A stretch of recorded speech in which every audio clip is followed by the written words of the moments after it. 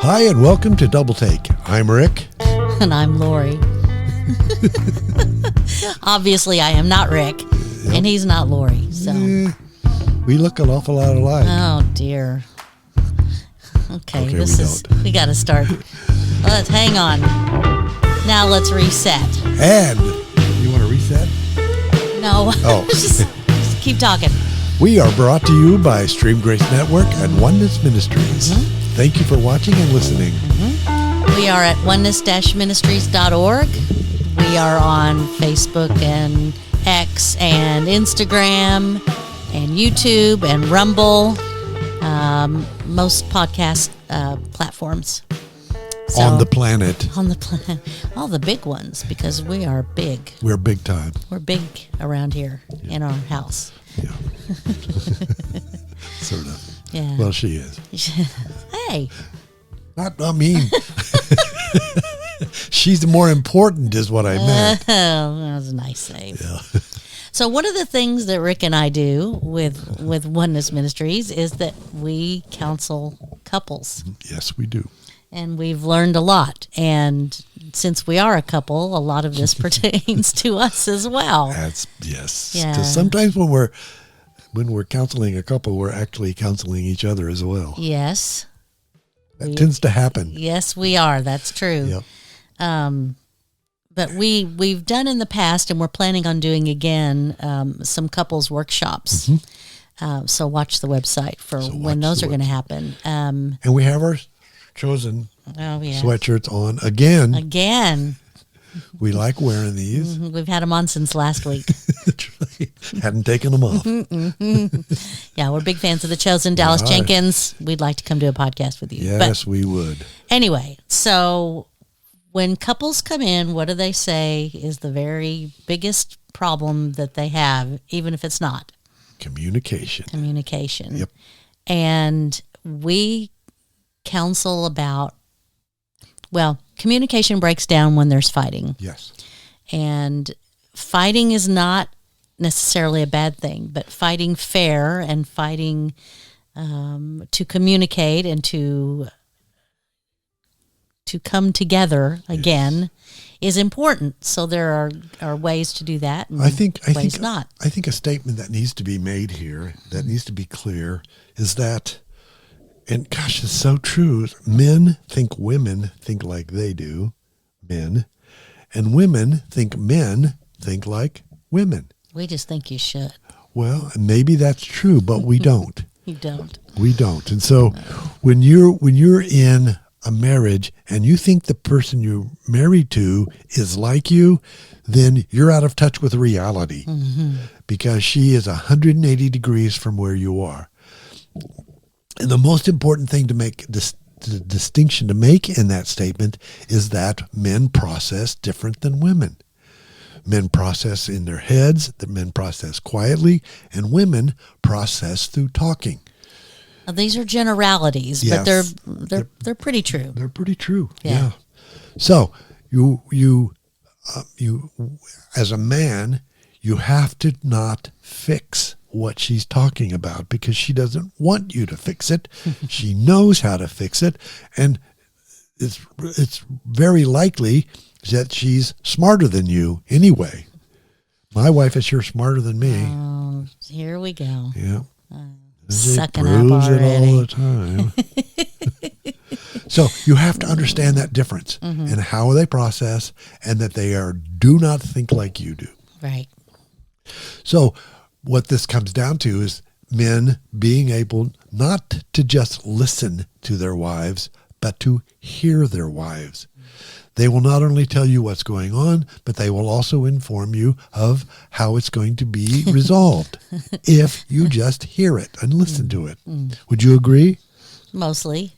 Well, what we're going to tell you how it's going to be fixed. Well, I mean, okay. I don't agree with that. I don't think that's what I said. I think they said they can. You mean we're not communicating? Yes, you never hear me. You never listen to me. I know, right? They can come to, if you allow them to process through talking, they can almost always come up with resolve. Now, that's true. And so, but it requires you listening to them and hearing them. Yeah. And asking for information. And that's a choice. Sometimes it's a hard choice to ask for more information because you risk 2 or 3 more hours of nonstop talking. Okay. We're going to have a little talk about that when this is over. If you've never seen it, there's a great short video called It's Not About the Nail. Yes. Oh my gosh. That's so Google good. it. It's fantastic and it's true. Yep. So anyway, yes. Well, and this, yes. You don't want to go there? I don't believe in that anymore. Okay. Well, I mean, I guess you could clarify this. Yes. This is something we put together that we're about to rewrite. Yes. Before we do the next And workshop. one of the statements we made is that when we get caught up in gender roles, that can lead to bondage. Oneness allows us to live in the freedom of our gifts and abilities, and that's really important in a marriage. Right. But the difference is we're not really much into gender roles anymore. We are more on the men's and women's, well. Say it. The patriarchal view of marriage that is taught in a lot of evangelical churches, we're just not buying into that anymore. We do not. And we don't think the Bible teaches that either. I agree. And if you listen to we did the Making of Biblical Womanhood several podcasts back, you'll understand more about that. So the whole thing about but I guess that's still true then. If you're getting caught up in the gender role that Yes. that you're being told you're supposed to follow, Yes. then you've got problems because God is not about bondage, he's about freedom. And you get to be yourself. There can be perceived role reversals as far as what the church teaches. Absolutely. So, And Yeah. I'm in my men's group this Saturday. We're going to talk about biblical manhood and how we've probably been misinformed about what that really is. And so I think that the first thing we have to come to terms with is that we're a new creation. At salvation, we are a new creature. We've been given a new heart, we've been given a new spirit, and we've been given the life of Christ. We are now one with him. And so he is the example. And as far as I can tell in Scripture, he never treated men and women differently. in fact, he treated women way differently than they were treated by other people Absolutely. in that day The and culture, time. yes. Yeah, he valued women as much as men. Yes. So that's a whole nother. So it's in the Bible. It speaks about how men to treat their wives, and Ephesians 5:25 says men are to love their wives. And so why would Paul think that's important to say men love your wives? Well, why don't you tell me? Because I'm so busy trying to figure out what my role is in this family. And I'm been instructed one thing and I'm experiencing another, that you don't need me to lead you. You don't need me to be your head. You need me to affirm who you are and Right. what you can do. And I think that's what Jesus does. He affirms us by becoming us. And I remember saying to God, I don't want to be a Christian because I don't want to lose my ability to be an artist, because that was all that I thought about. I wanted to be an artist. And one day God says, who do you think made you with this skill? Who do you think made you with this ability? I am not going to change you. I'm going to make you closer. Yeah, that's not the right word. I'm going to make you more aware of who you really are. To develop that talent even Yes, more. to develop. I didn't give you this to make you to lose it. The other thing about husbands love your wives, back in that time, Yes. that was radical. Yes. That was radical. The man was in charge of everything. Women had very few rights. So for Jesus to say, love your wives. Well, exactly, Paul. Paul, Yes, sorry. yeah. Well, Jesus agreed. So that was showing the mutuality of husbands and wives. show love. And when you're talking about the head, well, that's a whole nother topic that we yes. kind of talked about. But, Yes. But head of the wife doesn't mean authority. Go Right. back and look it up. It doesn't. Or go back and listen to the podcast. So inevitably, there's going to be conflict. Yes. Boy, you went right to the I did. Oh, did I skip some parts here? yes. Oh. Well, then we're going to be here for a while. No, we need to go. Where are you? I'm right here. Oh, you have a Oh, different... conflict. Yeah.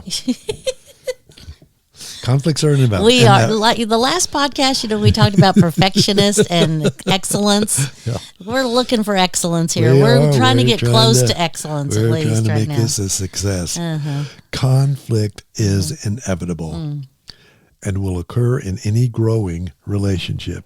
Talk to me about that. What does that mean to you?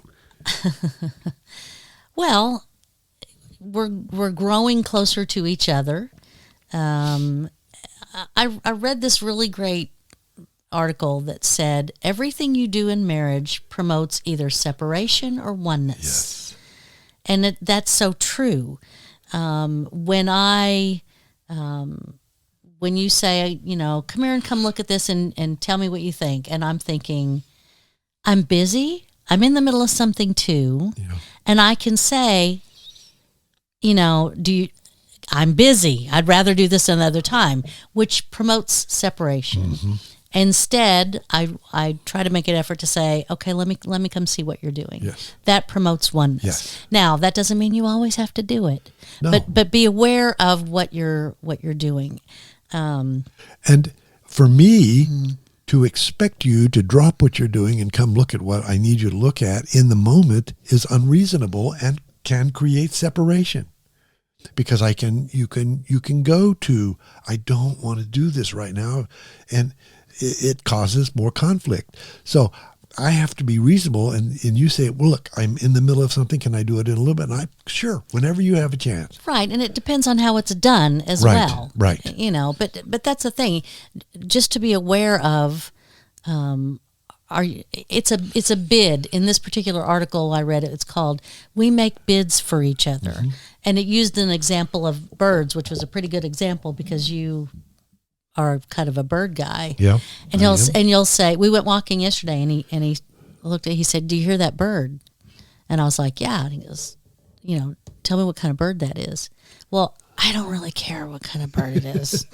I don't like birds. I don't really. What? I wish you would have said that 10 years ago. But the point was, he cares about it. Yeah. He likes them. So I'm going to make the effort to say, tell me about that bird. Yeah. Tell me what kind of bird that is. Yes. And it's that kind of thing. There are things that I bring up, like, hey, I bought this candle. Smell it. You have any idea of how many candles I have sniffed? But that's the point. That's the point. I yes. know he doesn't really care, but I'm inviting him to join in with me with something that I like. Yes. And he does. And I want to. I want to That's join right. in with her with So something. I don't care about birds. He doesn't care about candles, but we do it for each other. We do it for each other because we know the other enjoys that. Right. Yes. And it's huge. It's huge that we say this because every conflict involves a choice. You can choose to create separation, or you can choose to move towards oneness. So we face all of these things with that choice. Do I choose myself and what I need over her? Well, if I do, then I'm creating separation. Do I choose to keep secrets? Do I choose to be involved in things that don't include her? Except for golf. That's okay. But because I can make the choice to meet a need she has, then she gives me the freedom to go play golf. And I don't mean that I need her permission, but I want consideration. It's consideration, and I want agreement. I want her to agree that I need to get away and play golf, or I need to get away and go camping and stuff like that occasionally. Mm-hmm. And because I try to be so attentive to what she wants, she encourages me to do the things that I like. And that's so important in any relationship, that you see and understand the needs of the person you're with. Oh, and that's a big statement there, because we've seen a lot of couples where it's about, but I need this, I want this, Yes. and that's more of a priority than what the other person Right. needs and wants. And it's the scriptures that talk about marriage talk about mutual submission. Yes. And it is about the other person. When loving someone is about them more than it is about you. Right. And that's something we have to learn and practice over time. And I can't tell you how many guys that sometimes will split up the couple, and I can't tell you how many guys treat their wife as the enemy. She is trying to keep me from living my life. Well, that's just not true. She's not the enemy, first of all, and she wants life, but she wants life together. She wants life to be expressed as a couple. We express life together. Did I say that enough times? I think so. I think I got the point. I'll say it one more time. No, don't say it again. It's true. I mean, oneness in marriage is a beautiful thing. It is. And we have experienced not oneness in marriage. Yes, we have. You guys that know us know that this is not our first marriage. I thought you were going to say rodeo. It's not our first rodeo. It's not our first rodeo either. Anyway, so we've experienced what not oneness looks like, Yes, we what have. separation looks like, and we can understand when we have couples come in that are dealing with some of that because we've been there. And in all transparency, I didn't understand what my ex-wife needed. I didn't understand it. Nobody explained to me. And so the conflict just grew. And in that conflict, because we couldn't come to resolution, we came to ultimate separation. Mm-hmm. And that's the danger of not pursuing oneness together. Yes. The other person sometimes does become the enemy. Yes. And it gets to the point where nothing you do is right. Right. And it's kind of hard to come back from that. And a lot of people don't. A lot of people don't. I think more couples that we've counseled have not come back from that than have. Yeah. But the ones that have, boy, it's sweet. It is. And it took work. Yes, gosh. Resolving conflict is a lot of work. Mm-hmm. It is a lot of work. And requires sacrifice for both. It does. That's something that we're not really good at sometimes. Right. And then I'm going back a bit, but when the church tells you, well, you have to do it this way, it has to be done this way. Mm-hmm. And just another recommendation, there's a Sheila Ray Gregoire wrote a great book called The Great Sex Rescue. And it's not, it covers relationship as well as sex. It's a great book. Yes. But she talks a lot about how all of these resolutions tend to fall on the woman. You have to try harder because he's the head of the house. Right. And Which is ridiculous. thank you. It is what Scripture says, but it's No, so... it isn't. It, No, it's not what Scripture says. it does say that the man is the head of the house. That's not what head means. I know, and I'm getting to that, if you will allow me. How was that? Yeah, that was pretty good. I was buying it for a minute.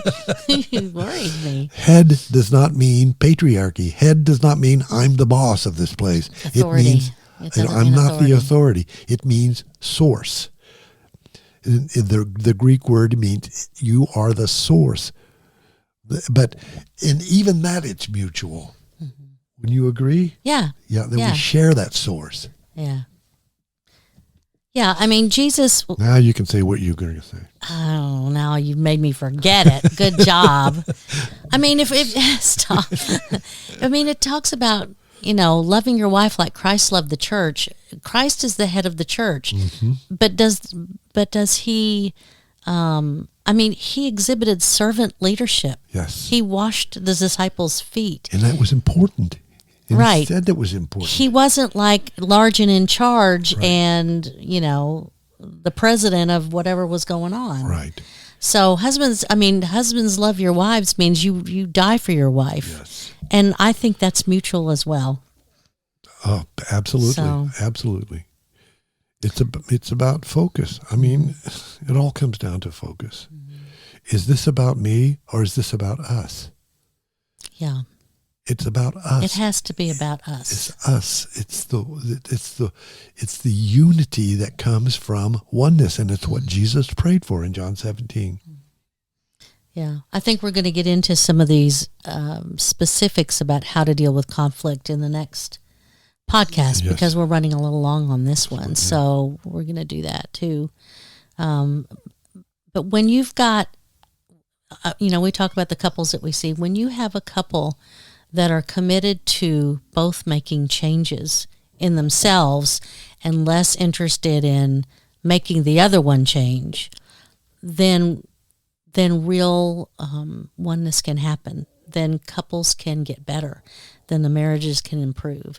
If you've got one person or both, but sometimes it's just the one that is not interested in doing anything different, they just want the other one to comply, then it's not going to work. And then you have a decision to make. Yes. Yes. And sometimes God decides or helps you decide to stay, and we talk about ways to stay, and then sometimes He releases you from that relationship. Yes. And so however that works, we walk through people or through that with people. Yes, we do. Yes, we do. And I think it's important. Oh gosh, I'm going to lose the thought. Hurry. Husbands, love your wives so that they will respect you, is the original translation of that verse. And if you don't love your wife, if you don't meet her needs, if you don't change your focus from what you want and try to focus on what she needs and how to meet those needs and how to be a source for her success, then she will lose respect for you.